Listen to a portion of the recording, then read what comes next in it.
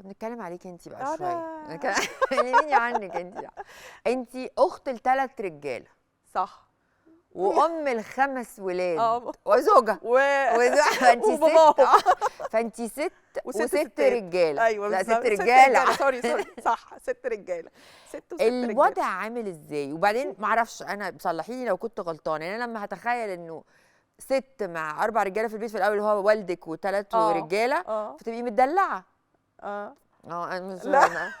ادي احكي لي بقى، انت لا احكي لي بصي، هو قصتك. انا يعني متدلعه، ان يعني انا كان والدي كان حد شويه متفتح، راجل ولد وبنت وكلام من ده، وبالعكس زي ما انت بتقولي في حته ايه، في حته ان انا شويه اتدلع شويه. انت كان نفسك تجيبي بنت جدا. وكانت يعني انت بقى كان هدفك اللي هو الناس تتجوز ليه؟ انت والله اتجوزتي عشان تجيبي بنت. انا لو كنت عرفتي قبل الجواز آه. ان انت كنت هتجيبي 5 ولاد، ده ايه السؤال ده؟ كنت هتدخلي التجربه دي؟ انهم يبقى كل اولاد طبعا قبل ما اجرب ولادي عشان بس ما يزعلوش مني، يعني ولادي حد جه حلوين قال لك وامامي خلاص كده. هو مؤكد ان انت انت ما فيش. لما هتتجوزي هتخلفي ولاد 5 ولاد مش فيش بنت؟ لا ما اعتقدش ان انا كنتش هوافق. هتعطي انا. لا ما كنتش هوافق. لا انا كل يعني انا مخيلتي ان انا اكيد هجيب بنات، يعني انا اخواتي كلهم ولاد، فطبيعي انا بقى هجيب بنات.